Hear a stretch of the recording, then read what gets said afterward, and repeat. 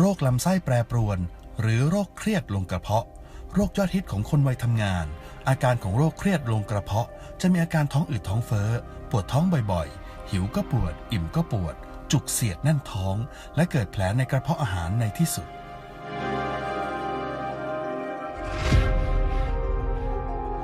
ค่ะดิฉันออนกนกพัฒน์เต็มจาธิกูลนะคะวันนี้ขอมาแชร์เรื่องเล่าเกี่ยวกับประสบการณ์โรคเครียดลงกระเพาะนะคะตอนแรกนี่คิดว่าท้องเสียธรรมดาค่ะอยู่ๆซึ่งอยู่ๆก็ถ่าย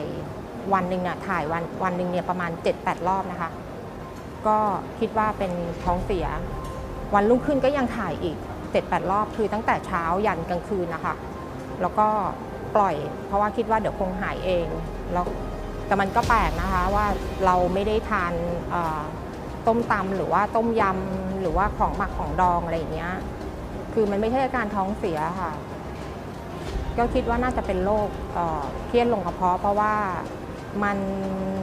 ไม่ได้มีอาการปวดท้องอะไรอย่างเงี้ยค่ะอยู่ๆคือร่างกายอยากจะเข้าห้องคือเราอยากจะเข้าห้องน้ำเราก็ถ่ายแบบแต่มันจะไม่ปกติคือมันไม่เป็นก้อนนะคะคือมันจะเหมือนแบบถ่ายเหลวถ่ายเป็นน้ำถ่ายเป็นมูกถ่ายเป็นลมอย่างเงี้ยค่ะเป็นแบบนี้ตลอดระยะเวลาประมาณ50 วันค่ะซึ่งที่ปล่อยไว้นานขนาดนั้นเนี่ยคิดว่าเดี๋ยวคงหายเองเนาะอะไรเงี้ยแล้วตอนนั้นไม่ค่อยว่างด้วยแล้วก็เลยไม่ได้ไปหาหมอนะคะก็ปล่อยไว้จนประมาณเกือบ2 เดือนได้แล้วก็เลยคิดว่าน่าจะเป็นโรคเครียดลงกระเพาะอะค่ะจนเพื่อนแนะนำให้ทานเซนิตินสีฟ้าค่ะพอเราทานไปเนี่ยครั้งละ2 เม็ดนะคะทานไปแค่2 วันรู้สึกว่าไอ้ที่เราถ่ายเยอะประมาณวันละ 7-8 รอบเนี่ยตั้งแต่เช้ายันนอนเลยนะคะก็คือมันลดลงพอวันที่3เราก็เริ่มทานครั้งละ1 เม็ดแล้วอาการมันดีขึ้นค่ะก็เราก็จะกลับมาถ่ายเป็นปกติแล้วจากที่เราถ่ายวันละ 7-8 รอบอะค่ะก็เริ่มถ่ายแค่เช้าแล้วก็เย็น